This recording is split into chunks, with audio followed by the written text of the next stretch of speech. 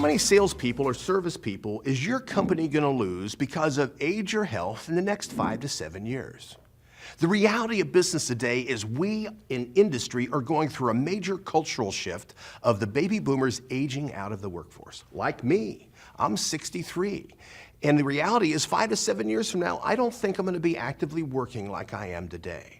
So how many people are you going to lose on your sales and service team to this exact same challenge of them getting old enough that because of age or health, they can no longer work?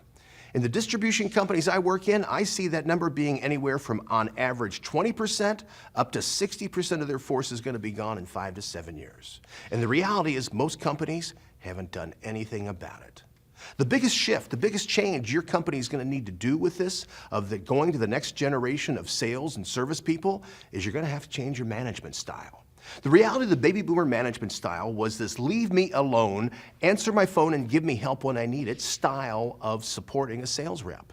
Where the manager said, my door is always open, call me when you need me, and the sales rep said, that's great, I'll only call you if I want your help. And this independent go out and do it their own way was very successful for about 30 years. The problem is that's not the best business model that works for the next generation that's coming in. An easy way to describe this is what kind of games did you play when you were 10 to 14?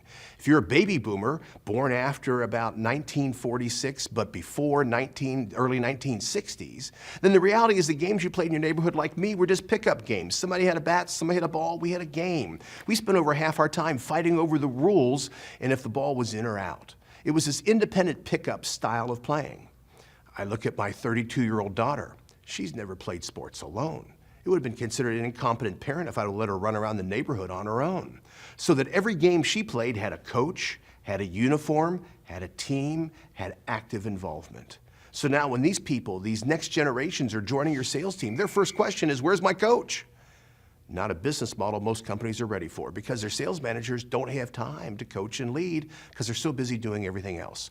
What are you doing to realign your sales management team to make sure you have active, proactive coaching, account planning, and leadership actively involved with your sales team? Because that's the competitive advantage that takes the next generation to the higher level of performance.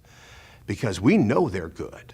The only question is, are you and your team good enough to get better to take full advantage of this next generation sales team joining your company right now?